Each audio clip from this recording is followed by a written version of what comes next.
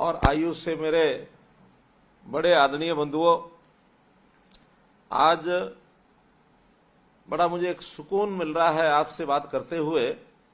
खुशी भी हो रही है कि मैं ऐसे अपने साथियों से, जितने लोग आज जुड़े हैं, मुझे लगता है कि आयु में बहुत तो मेरे से छोटे भी होंगे, बहुत मेरे से बड़े भी होंगे, लेकिन एक मन में जब 2014 के अंदर सरकार बनाई थी, दृश्य देख करके बहुत ही पीड़ा भी होती थी, अचंभा भी होता था कि हमारे जो बुजुर्ग हैं पेंशन के लिए उनको कैसे भटकना पड़ता है।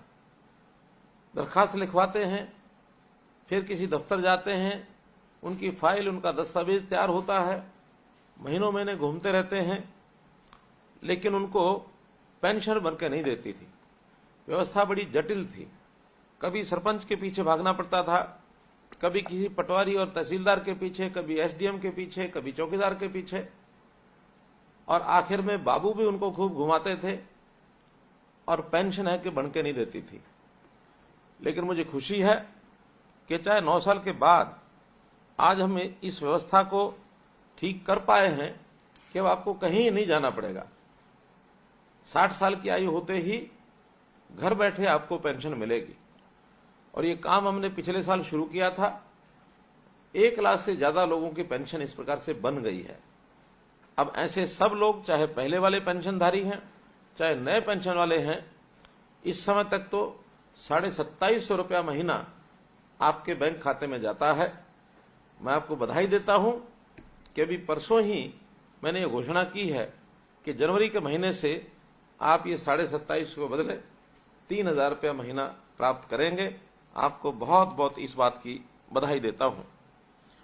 भाइयों बहनों, जब ये 9 साल पहले उस दौर में मैंने देखा, बहुत से लोग पेंशन के पात्र होते थे, उनको मिलती थी, जो पात्र नहीं होते थे वो भी ले जाते थे, और बहुत से पात्र लोगों को भी मिल नहीं पाती थी। इसलिए हमने इस सारी व्यवस्था को ठीक करने के लिए जो एक कार्यक्रम किया, एक पोर्टल बनाया, परिवार पहचान पत्र, और इस पोर्टल के माध्यम से अब हर व्यक्ति का, प्रदेश के हर नागरिक का डाटा हमारे पास है। उसके परिवार का डाटा, उसका व्यवसाय क्या है, उसकी आय क्या है, आमदन क्या है, उसकी आयु क्या है, उम्र क्या है।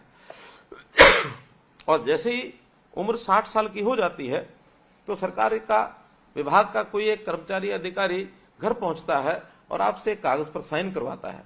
साइन कराने में केवल इतना ही हेतु होता है कि आप पेंशन लेने की इच्छा भी रखते हैं या नहीं रखते हैं। केवल इतना एक औपचारिकता करके आपके साइन होने के बाद 1 महीने के बाद सीधी पेंशन आपके बैंक खाते में पहुंचती है। और आपको भी उस समय खुशी होती है, हमको भी खुशी होती है कि हमारे उस एक भाई को, जिसको पेंशन की आवश्यकता है, उसको बिना किसी हुलझुल के और ये पेंशन मिल गई है। हमने इस प्रकार से एक व्यवस्था की है कि पहले पेंशन, मानो कोई लेना चाहता था, उसकी पेंशन उसके यहाँ पहुंच नहीं पाती थी, तो कई बार ध्यान में आता था कि बीच में कोई और खा गया पेंशन, किसी का हक कोई और मार ले गया। तो ऐसे हक मारने का भी एक जो सिलसिला होता था, उसको हमने बंद किया।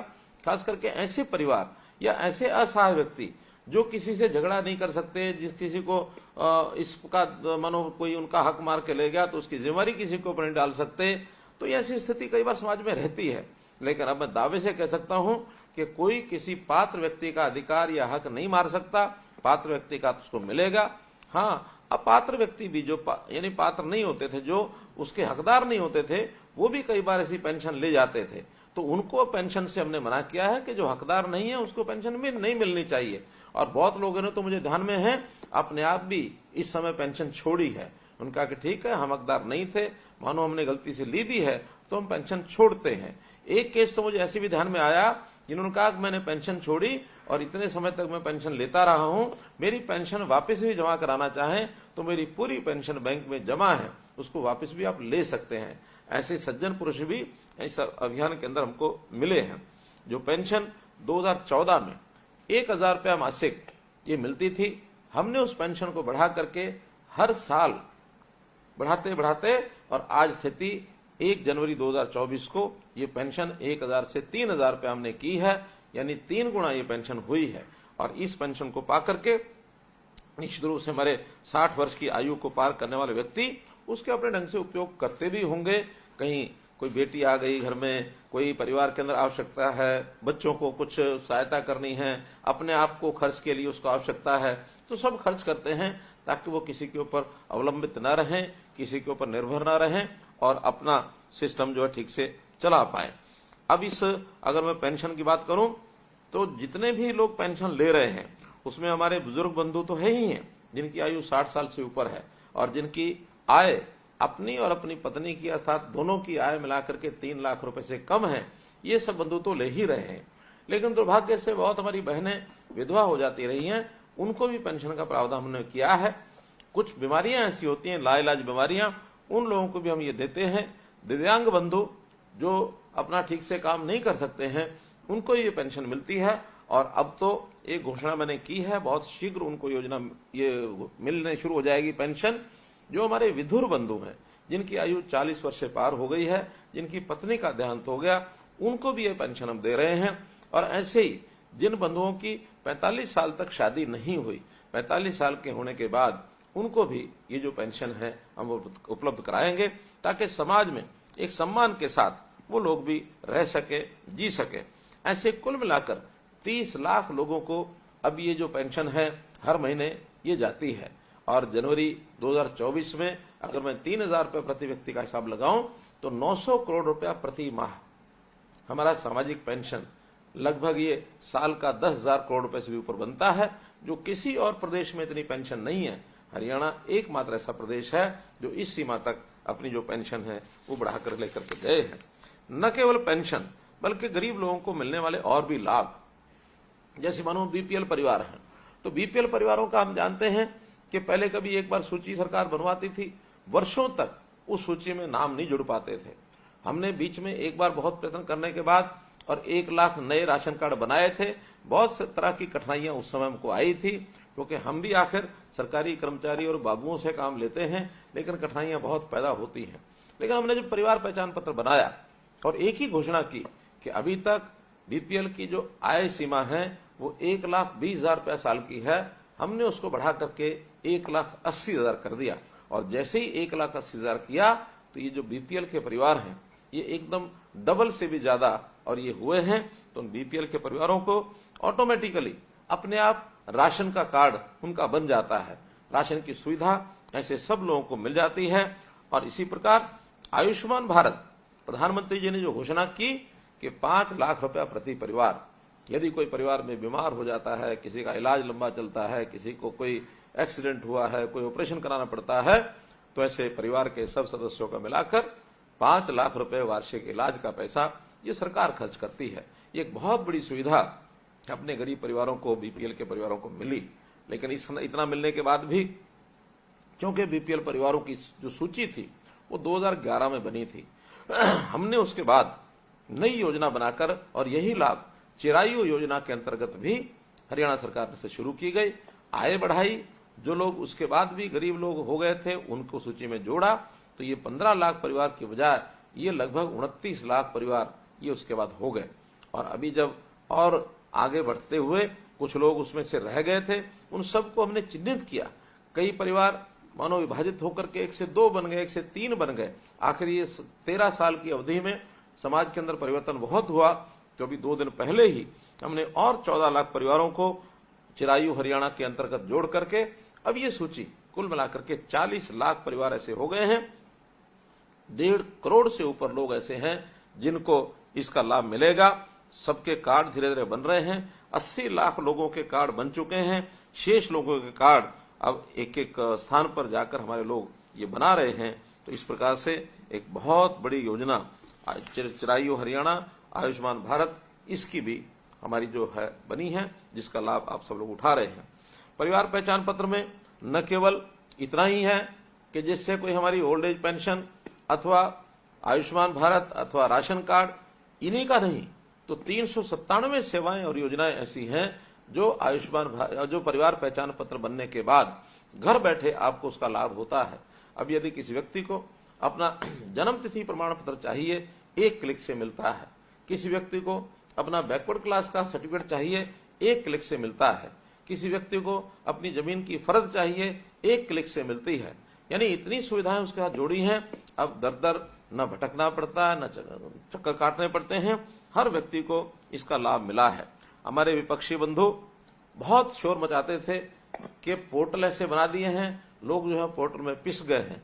मेरा कहना है ये पोर्टल ही ऐसी चीज है कि हर चीज सुविधाजनक तरीके से, बिना उनका खर्च किए, बिना उनका समय लगाए, बिना भागदौड़ किए घर बैठे मिलता है। और मुझे संतोष है इस बात का कि जो हमारे विपक्ष के लोग इस पोर्टल को बहुत बड़ी बड़ी गालियां देते थे, पोर्टल खत्म करेंगे, पोर्टल हटा देंगे, अब आखिरकार वही मान गए हैं कि नहीं, पोर्टल है तो अच्छी चीज, इसमें यदि कोई कमी होगी तो उसको दूर करेंगे।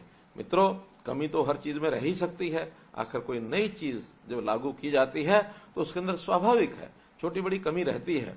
हमने उन कमियों को दूर करना शुरू किया है और लगभग 2 लाख से 2.5 लाख ऐसे परिवार थे 70 लाख में से जिन्होंने कुछ कमियां बताई। हमने प्राय सब ठीक कर दी हैं। अब तो कोई कमी होती है उसको तुरंत वो लोग ऑनलाइन उसको दर्ज करते हैं, रजिस्टर कराते हैं और हमारे लोग उसको तुरंत जाकर के सर्वे करके उसको ठीक करते हैं। किसी की इनकम गलत लिखी गई है उसको हम ठीक करते हैं, परिवार के सदस्यों की संख्या गलत लिखी गई उसको ठीक करते हैं, पता गलत लिखा गया उसको हम ठीक करते हैं, नाम अथवा पति पिता का नाम अथवा किसी के और किसी सदस्य का नाम गलत लिखा जाता है उसको हम ठीक कर देते हैं। तो ये सब चीजें ठीक करने के लिए हम लगातार कर रहे हैं। हर वर्ष जो परिवर्तन उसमें होने होते हैं, चाहे व्यवसाय का परिवर्तन है, चाहे उसकी आय का परिवर्तन है, इस प्रकार के सब परिवर्तन उसके अंदर डाले जाते हैं। यदि व्यक्ति एक स्थान से दूसरे स्थान पर चला जाता है, दर्ज करते ही तुरंत उसको बदल देते हैं। तो इस प्रकार की ये परिवार पहचान पत्र की जो सुविधा है, ये एक बड़ी सुविधा और ये लोगों को सबको दी है। आपके लिए एक और खुशी की सूचना, ये मैंने जो 2 दिन पहले करनाल के अंदर जो सम्मेलन महासम्मेलन हुआ था, अंत्योदय महासम्मेलन, उसमें घोषणा की थी कि ऐसी बड़ी आयु के लोग, 60 वर्ष से ऊपर की आयु के लोग और बीपीएल के परिवार, इन लोगों को मुख्यमंत्री तीर्थ यात्रा योजना ये बनाई गई है। और इस तीर्थ यात्रा योजना के अंतर्गत अब आप स्वयं और आप अगर किसी सहयोगी को भी लेकर जाना चाहें तो आप लोगों को रेलवे का किराया ये मुफ्त होगा। चाहे आप अयोध्या जाते हैं, वाराणसी जाते हैं, आप अमृतसर जाते हैं, आप प्रयागराज जाते हैं, आप मानो पटना साहिब जाते हैं, कोई भी तीर्थ यात्रा करने के लिए मथुरा जाते हैं, तो इन सब स्थानों पर जाने के लिए 60 वर्ष से ऊपर की आयु के हर व्यक्ति को ये सुविधा दी गई है।